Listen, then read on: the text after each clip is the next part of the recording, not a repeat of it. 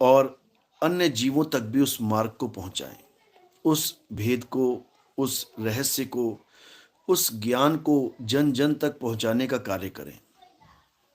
मैं यही चाहूंगा मालिक से कि हर जीव इतना समर्थ हो पाए कि सबको इस ज्ञान को पहुंचाने में अपना पूरा योगदान करे, तन मन धन से, और सब मालिक के जीवों की मुक्ति का कारण बने। जय सतनाम। तो आज की वीडियो पे मैंने बाबा जय गुरुदेव की फ़ोटो लगाई है। उसका कारण है क्योंकि अब जय गुरुदेव बाबा जी के बहुत से भक्तों के फ़ोन आने लगे हैं, क्योंकि मैंने ये भेद खोल दिया है कि बाबा जय गुरुदेव ने जिस महात्मा के आने की बात करी थी कि भविष्य में एक आएगा, वो अपने लिए बात नहीं कर रहे थे कि भविष्य में मैं आऊँगा। वर्तमान में वो थे ही वहाँ पे। वो वर्तमान में रहकर सत्संग में खुले मंच पे ये बोल रहे थे कि एक भविष्य में आएगा, और जब वो आएगा तो क्या होगा, तब वो केवल एक नाम का प्रचार करेगा। कौन सा एक नाम? वो नाम, वो शब्द उसे ऊपर से आएगा, वो आवाज उसे ऊपर से आएगी, और उस आवाज का वो प्रचार करेगा, उस आवाज को बताएंगे। फिर 5 नामों से किसी की मुक्ति नहीं होगी। बाबा जय गुरुदेव ने सीधे बोल दिया साफ शब्दों में कि ना तो 5 शब्दों से किसी की मुक्ति होगी और ना ही जय गुरुदेव नाम से किसी की मुक्ति होगी, क्योंकि जय गुरुदेव के कुछ चेले ऐसे हैं जो गुरु बन के बैठे हैं और उन्होंने 5 नाम देना छोड़ दिया है। अब वो केवल जय गुरुदेव ये नाम देते हैं संत भक्तों को, और भरमाते हैं कि इसी नाम से मुक्ति हो जाएगी। लेकिन बाबा जय गुरुदेव ने उनका भी खेल पहले ही खत्म कर दिया था। 1980 में बाबा जय गुरुदेव ने ये बोल दिया था कि तुम्हारी ना तो 5 नामों से मुक्ति होगी, ना ही जय गुरुदेव नाम से। लेकिन वो हमेशा ये भी कहते रहे कि जय गुरुदेव नाम प्रभु का। सोचो, जिस जय गुरुदेव नाम प्रभु का, जिसकी महिमा वो गाते थे, उस नाम से भी तुम्हारी मुक्ति नहीं होगी। वो नाम भी तुम्हारे काम नहीं आ पाएगा। कब? जब वो महात्मा आएगा। वो किसी अपने चेले की बात नहीं कर रहे थे कि मेरा चेला आएगा, क्योंकि अगर बाबा जय गुरुदेव का चेला आता तो वो 5 नाम ही देता, क्योंकि बाबा जय गुरुदेव 5 नाम दे रहे थे। लेकिन बाबा जय गुरुदेव ने बिल्कुल खारिज कर दिया इसको कि मेरा चेला नहीं आएगा, बल्कि अपने सारे चेलों को हिदायत दी थी कि कोई भी चेला गुरु ना बने। इसीलिए बाबा जय गुरुदेव ने अपने जाने से पहले किसी भी चेले के नाम पे वसीयत नहीं करी। जो दुनिया का भविष्य बता के चले गए, वो अपनी गद्दी का भविष्य क्यों नहीं बता पाए कि मेरे बाद कौन बैठेगा? क्यों उसका नाम नहीं बताया? इसीलिए नाम नहीं बताया कि अगर मेरा चेला गद्दी पे बैठ गया तो वो कहीं ना कहीं उस आने वाले महात्मा से वैर विरोध करेगा, माया के वशीभूत होकर। क्योंकि अगर मेरा चेला गद्दी पे बैठ गया तो जितनी मेरी माया है सब उसको अपनी लगने लग जाएगी। क्योंकि आजकल यही चल रहा है, जो गद्दी पे बैठ जाता है वो सोचता है ये पूरा आश्रम मेरा है, ये पूरी माया मेरी है, ये सारी गाड़ियां बाड़ियां ये सब मेरी हैं, और वो अहंकार में, लालच में फंस जाता है। आज बाबा जय गुरुदेव की 20 गद्दियां चल रही हैं, 20 से भी ज्यादा। एक पंथ को 20 पंथों में बांट दिया गया। किस कारण? ये सब माया का खेल है, सब पैसा लेन देन का खेल है। सब चाहते हैं मैं गद्दी पे बैठूं, सारा ऐशो आराम का सामान मेरा हो जाए। अगर बाबा जय गुरुदेव एक झोपड़ी में रह के चले जाते, एक झोपड़ी में बैठ के सत्संग करके चले जाते, एक भी ना झगड़ा करता कि मैं बैठूंगा झोपड़ी में। सबको महल चाहिए, सबको महल चाहिए। तो बाबा जय गुरुदेव ने अपने पंथ का खात्मा, क्योंकि सारे पंथों का खात्मा होना था। कबीर साहब कह रहे हैं ना, 13वें पंथ हम ही चले आए, सब पंथ मेट के एक पंथ चलाएं। कबीर साहब कह रहे हैं कि एक पंथ चलाऊंगा, सारे पंथों को एक कर दूंगा, तो बाबा जय गुरुदेव अलग पंथ कैसे चल सकता है। इसीलिए बाबा जय गुरुदेव ने, क्योंकि परमात्मा ने उनको सोझी दी, उनको भविष्य दिखाया, इसलिए उन्होंने बताया कि मेरे पंथ में भी कोई गुरु नहीं बनेगा, बल्कि ये जो 5 नाम मैं दे रहा हूं इससे किसी की मुक्ति नहीं होगी। ये प्रमाणित है, लिखित प्रमाण है बाबा जय गुरुदेव का, जो मैं अपने शॉर्ट्स में डालता रहता हूं, उसको जरूर देखें और बाबा जय गुरुदेव के शिष्यों तक ये जरूर पहुंचाएं, ताकि जिस भविष्यवाणी को बाबा जय गुरुदेव ने बोला, उन शिष्यों के लिए जो उनकी बातों को मानते हैं, उन तक ये ज्ञान पहुंचाओ। जो उनकी बातों को भी नहीं मानते, हमें वो शिष्य नहीं चाहिए। अरे जो अपने गुरु की ना मानेंगे वो हमारी क्या मानेंगे, बताओ। जो अपने गुरु की ना माने वो हमारे गुरु की क्या मानेंगे, हमारे शब्द गुरु की क्या मानेंगे वो। तो भाई उसको जानो जिसके बारे में जय गुरुदेव ने बताया कि वो महात्मा जब आएंगे तो उनको ऊपर से आवाज आएगी। ऊपर से आवाज आएगी यानी वो आवाजें नहीं आएंगी जो हम सुनते रहे, सुनवाते रहे 5 नाम की, कि कानों में उंगलियां डलवा के इन 5 नामों को सुनवाते रहे। ये आवाज ऊपर से नहीं, ये अंदर से आती है। 5 नाम की आवाज, 5 शब्द धुनों की आवाज, अनहद नाद की आवाज काया के अंदर से आती है। लेकिन बाबा जय गुरुदेव ने बोला कि जो भविष्य में महात्मा आएंगे, अपनी बात नहीं कर रहे हैं और ना ही अपने किसी चेले की बात कर रहे हैं कि मेरे पंथ में कोई आएगा। वो कह रहे हैं जब वो महात्मा आएंगे तो उन्हें ऊपर से आवाज आएगी। ऊपर से आवाज क्यों आएगी? क्योंकि परमात्मा ऊपर ही है, 7वें आसमान पे बैठा है वो। आसमान से आवाज आएगी, समझ लो। गगन मंडल में सेज पिया की मिलना कैसे होए, ऐरी मेरा दर्द न जाने कोई।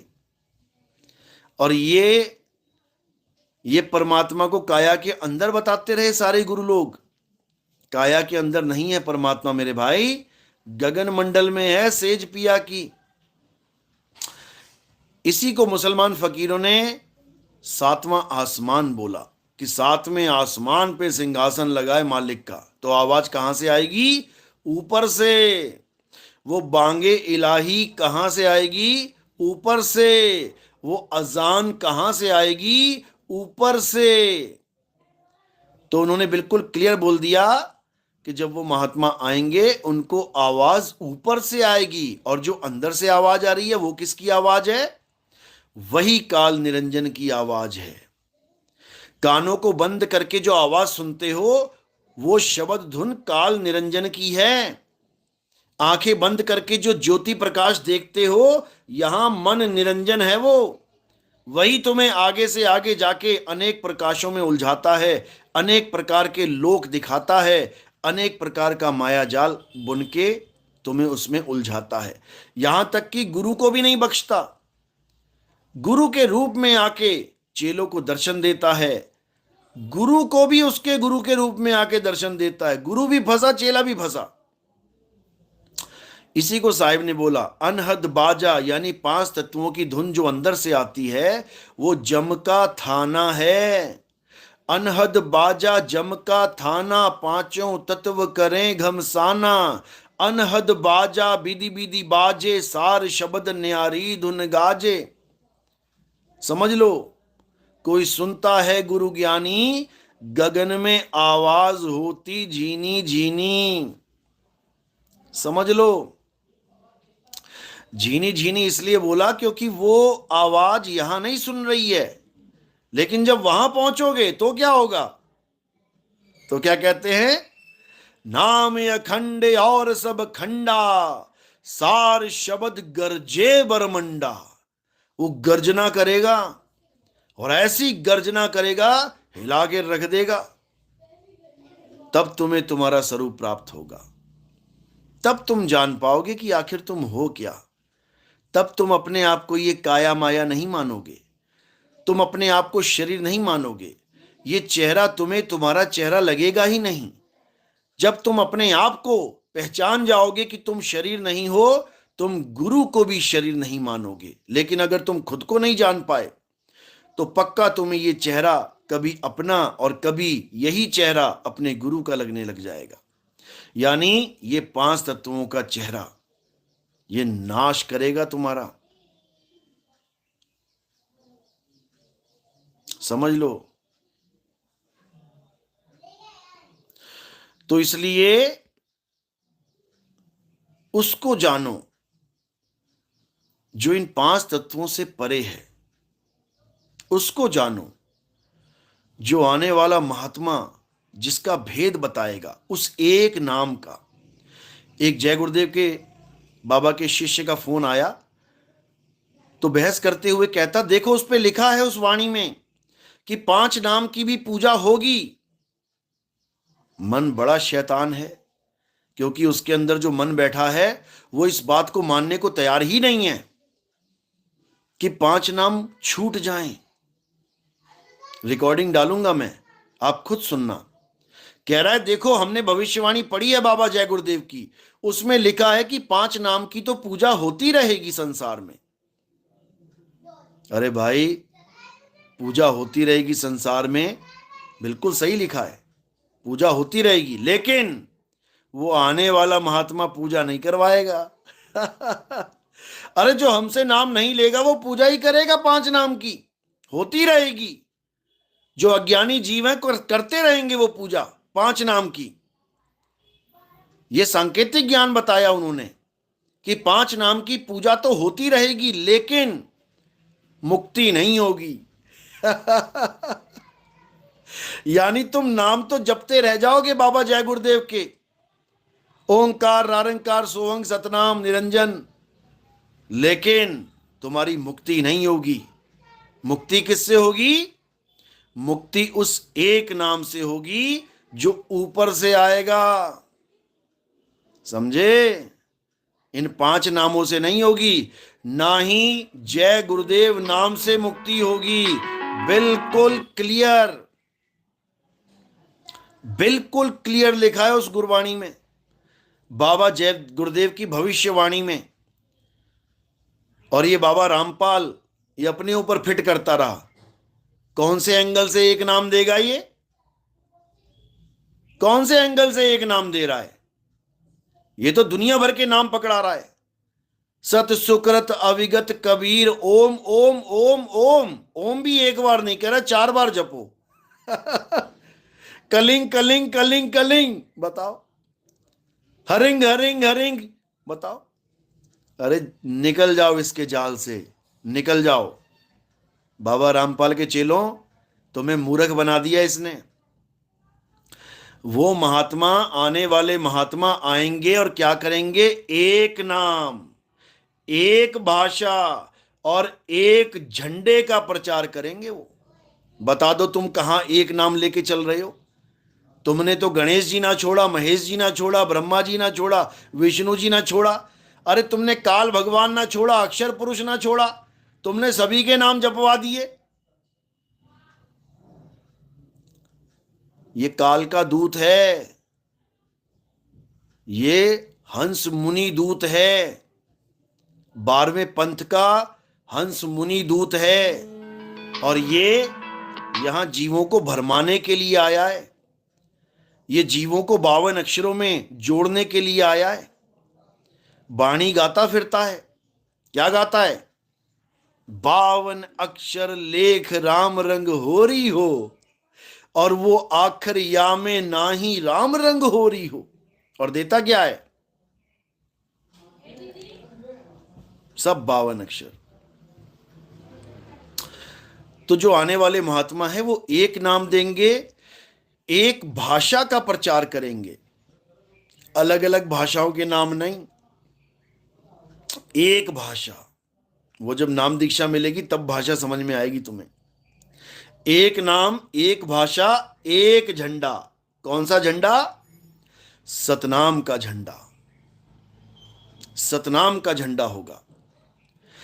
बाबा रिनुचा में जो आश्रम है बाबा जी का, बाबा रामदेव रुणुचा वाले, उनकी भविष्यवाणियां पढ़ो। उन्होंने साफ बोला कि जो आने वाला समय होगा वो एक झंडा यानी सतनाम का झंडा होगा। वो एक झंडे की महिमा गाएगा और सब सतनाम से पार होंगे। बाबा रामपाल तो सतनाम से पार करवा ही नहीं रहा है। ये तो कह रहा है सतनाम काल और अक्षर पुरुष के नाम है, इन दोनों के नाम जपोगे मुक्त नहीं हो पाओगे। और बाबा रामदेव रुचा वाले कह रहे हैं कि सतनाम से तुम्हारी मुक्ति होगी। कबीर साहब की वाणी कह रही है सतनाम से तुम्हारी मुक्ति होगी। सत्य नाम को सिमर के तर गए पतित अनेक, यानी पतित, नीच से भी नीच, पापी से भी पापी, अधर्मी से भी अधर्मी, सतनाम को सिमर के पार हो जाएंगे। और ये कह रहे हैं सतनाम के बाद सारनाम दूंगा, फिर सारनाम के बाद सार शब्द दूंगा। 1,00,000 रुपए का तुम पाठ संकल्प करोगे, उसके बाद तुम्हारी मुक्ति होगी। बताओ। और अब तो इन्होंने LIC स्कीम चला दी है। कह रहे हैं अगर तुम्हारे पास पैसा नहीं है, कोई बेचारा गरीब है, किसान है, या बेचारा गरीब है, कोई जूते गांठ रहा है, नहीं है 1,00,000 रुपए उसके पास, तो कहते कर्जा ले लो। तुम कर्जा ले लो और उसके बाद 1,000 रुपए किश्त बांध लो। 100 महीनों में 1,00,000 पूरा हो जाएगा। अब इन 100 महीनों के अंदर अगर वो भगत मर गया तो क्या उसकी मुक्ति हो जाएगी? कर्जा लेके मरेगा, गधा और बैल बन के आएगा इस संसार में। समझ लो, संत कभी भक्ति में कर्जा नहीं चढ़ाते किसी के ऊपर। यथाशक्ति तथा भक्ति, समझ लो। तो जब तक तुम्हें यह समझ में नहीं आया कि भक्ति में पैसे का कोई रोल ही नहीं है, कि पैसा दोगे तो भक्ति कर पाओगे, ऐसा बिल्कुल नहीं है। संतों ने फ्री में वाणियां लिख के दी हमें, फ्री में ग्रंथ लिख के गए, और हम उन ग्रंथों को पढ़ पढ़ के, पाठ करवा करवा के पैसा कमाने में लगे हैं। शर्म आनी चाहिए। कबीर साहब ने बीजक फ्री में दिया हमें, और हमारे ही पंथ के ऐसे निकम्मे साधु हैं। ये district Auraiya, district Jalaun, district Etawah, ये डिस्ट्रिक्ट उरई, और ये फर्रुखाबाद, और ये जहां इत्र बहुत चलता है कन्नौज, यहां के ऐसे निकम्मे साधु हैं, मदन पंथी, मदन साहिब के पंथ में जुड़े हुए हैं, और गीता गा गा के, डांस कर करके, नाच नाच के पूरी रात, और नचनिया भी नचा देते हैं कई जगह। तो ये बीजक का पाठ कर रहे हैं। शर्म आनी चाहिए इनको। हमारे पंथ से जुड़े हुए हैं, बढ़ैया का नाम लेके बातें करते हैं। मुझे बता दो कब किसी बढ़ैया के महात्मा ने बीजक का पाठ कराया हो?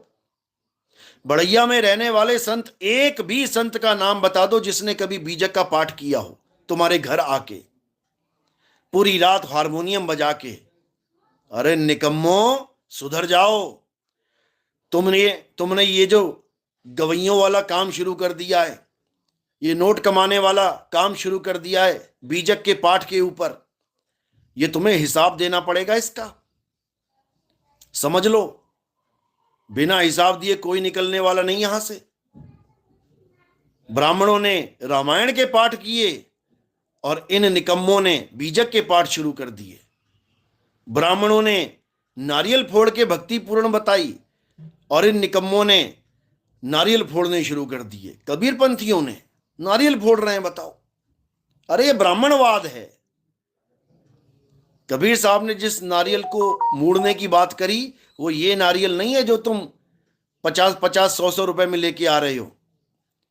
कबीर साहब का नारियल कुछ और है, वो गुप्त भेद है। जब तुम्हारे जीवन में भेदी गुरु आएगा वो सारे गुप्त भेद खोल देगा। पंडितों ने चौका करने का विधान किया, पूजा पाठ का।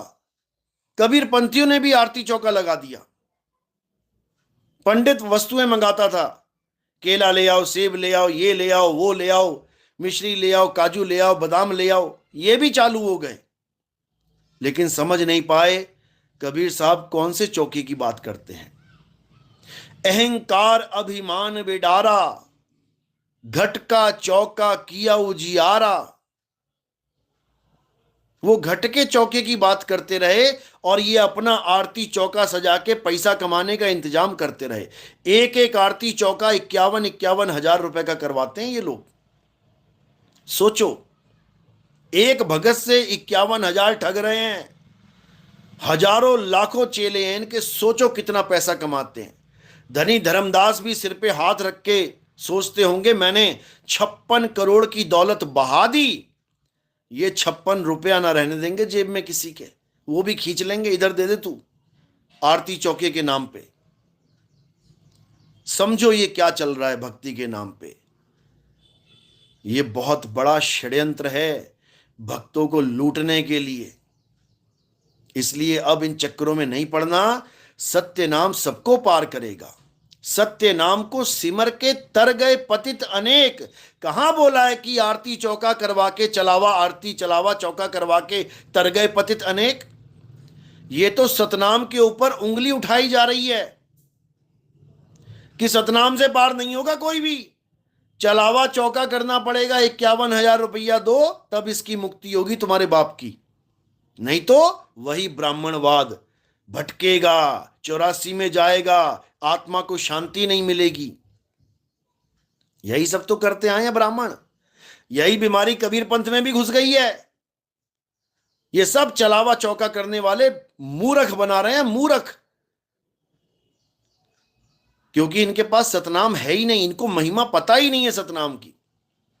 अरे सतनाम की इतनी बड़ी महिमा है कि तुम साउथ अफ्रीका के जंगलों में भी मर गए ना, तुम्हारी लाश भी ना मिले किसी को, तब भी तुम्हारी मुक्ति होगी। कोई चलावा आरती चौका करने की जरूरत नहीं पड़ेगी। नहीं तो जाओ सब अफ्रीका के जंगलों में, भेजो जरा एक महंत को, कहो हमारा पापा मर गया वहां पे अफ्रीका के जंगल में, जा जरा, तेरा चौका करवा देंगे वहां शेर मिलके। तेरा ऐसा चलावा चौका करेंगे, जिंदगी में दोबारा कभी गलती से मुंह नहीं करेगा अफ्रीका की तरफ। इन निकम्मों ने बर्बाद कर दिया कबीर पंथ। तो मेरे भाई, अब इस जंजाल से बाहर आओ।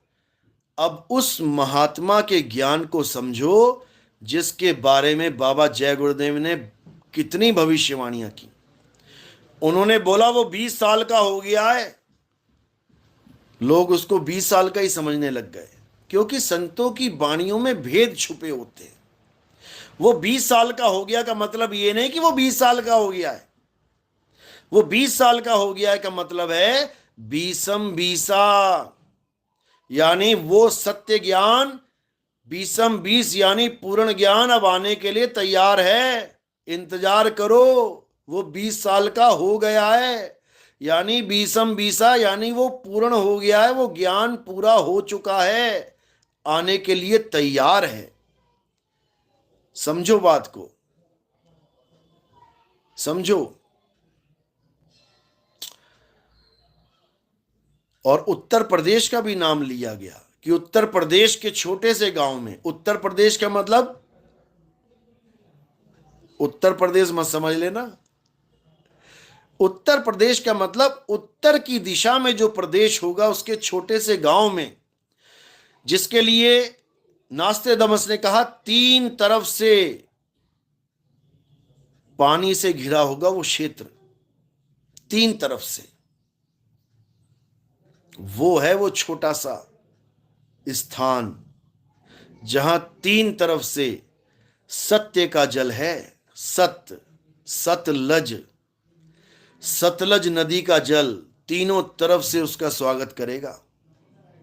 समझे?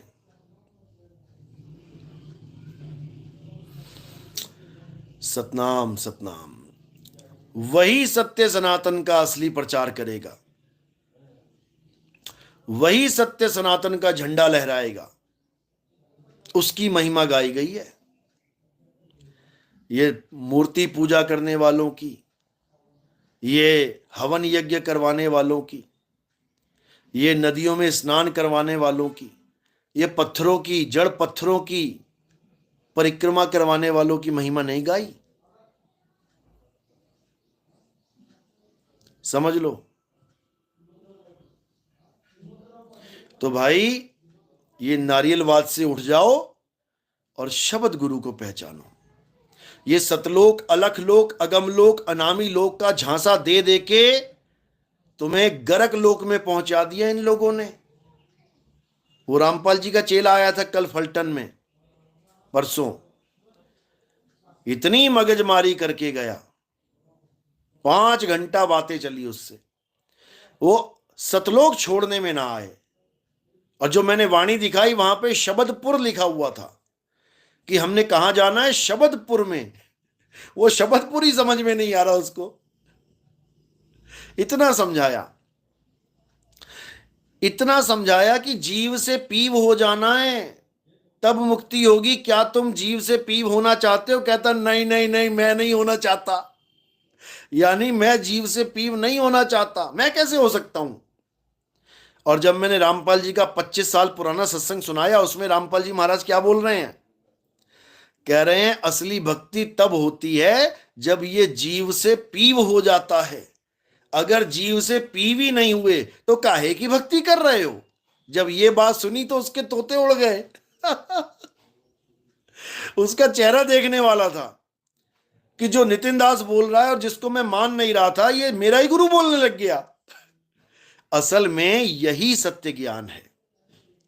कोटि तो ब्रह्मा भय, कोटि भय ईश, और साहिब तेरी बंदगी से ये जीव होए जगदीश। यही है असली ज्ञान। कीट न जाने भृंग को गुरु कर ले आप समान, पीव ही जीव को अपने समान कर लेता है। और जो जीव पीव ना हो पाए वो फिर बेचारा जीव ही रह जाता है। मैंने सत्संग में बोला था उसको, तू गधा बनेगा। कहता किसी की ताकत नहीं मुझे गधा बना ले। मैंने कहा तू गधा ही बनेगा। गधा तब तक बनता रहेगा जब तक तू जीव से पीव ना हो जाए। फिर उसके बाद समझ में आ गई।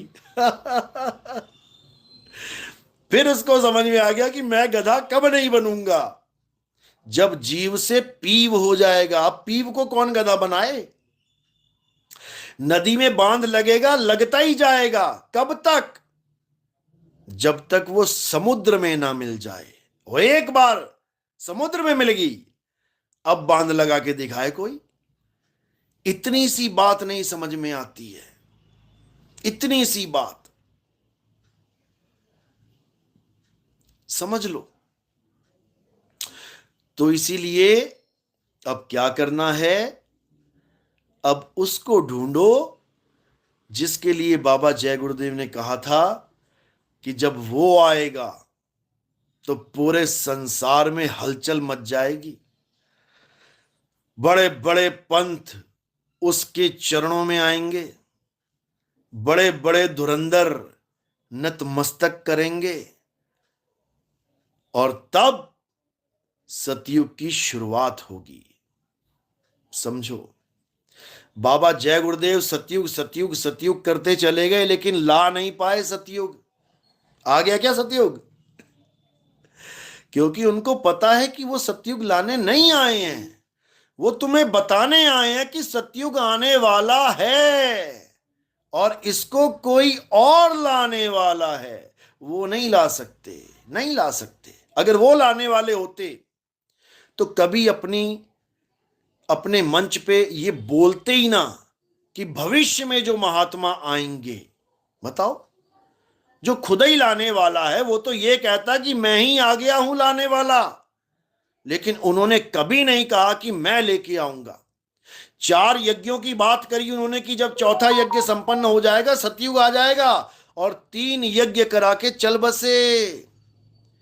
3 यज्ञ करके निकल लिए, क्योंकि चौथा यज्ञ करना उनके बस की बात नहीं थी। चौथा यज्ञ कराने वाला वो कोई और है, वो करवाएगा चौथा यज्ञ। और वो चौथा यज्ञ कोई दुनियावी यज्ञ नहीं है। बाबा जय गुरुदेव तो दुनियावी यज्ञ करके चले गए। वो 3 लोक में 3 यज्ञ करके चले गए, और जो चौथे लोक पहुंचाएगा वो चौथा यज्ञ कहलाएगा।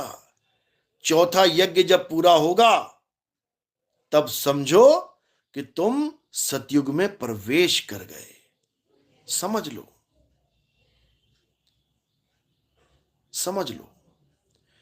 तो बाबा जय गुरुदेव ने कोई कसर नहीं छोड़ी, लेकिन समझने वाले नहीं समझ पाए, इसलिए अज्ञानता में ही झक मारते रह गए। लेकिन अब उम्मीद करूंगा कि बाबा जय गुरुदेव के साथ जितने भी पंथ हैं, जितने भी विवेकी हंस हैं, आप देख रहे हो हजारों लाखों की भीड़ हमसे जुड़ती जा रही है। कारण क्या है?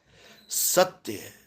सत्य ही कारण है, क्योंकि सत्य किसी एक का नहीं है, सत्य हम सबका है। हिंदू का है, मुसलमान का है, सिख का है, ईसाई का है। सत्य भेदभाव खत्म करता है, कभी भेदभाव बढ़ाता नहीं है। सत्य सब धर्मों को एक करता है, एक से अनेक होता नहीं है। समझ लो। तो सत्य क्या है? सत्य सनातन धर्म ही सत्य है। लेकिन इसे कोई पत्थर पूजा ना समझ बैठे, इसे कोई मंत्र जाप मत समझ बैठे, इसे कोई ब्रह्मा विष्णु महेश का पूजा करना ना समझ बैठे। सत्य सनातन का पुजारी कौन है? जो उस परम तत्व को, उस आत्म देव को, देवों के देव को जान लेता है, वही सत्य सनातनी कहलाता है। समझ लो अच्छे से। तो अब हमने सत्य सनातनी बनना है, अब हमने एक हो जाना है, एक झंडे के नीचे आना है। हम सब एक हैं, हिंदू, मुस्लिम, सिख, ईसाई, बौद्धिस्ट, जैन, हम सब एक हैं। अलग केवल इस मन के कारण हुए हैं। अब इस मन को हराना है और फिर से एक हो जाना है। चलो अब चलते हैं, कोल्हापुर में सत्संग होने वाला है, अब वो लाइव चलेगा। और मैं आपको बता दूं कि 30 तारीख का जो प्रोग्राम है वो धार में है, और जो 1 तारीख का प्रोग्राम देवरी में बताया था वो 31 तारीख को होगा, दोपहर 2 से 5 बजे तक।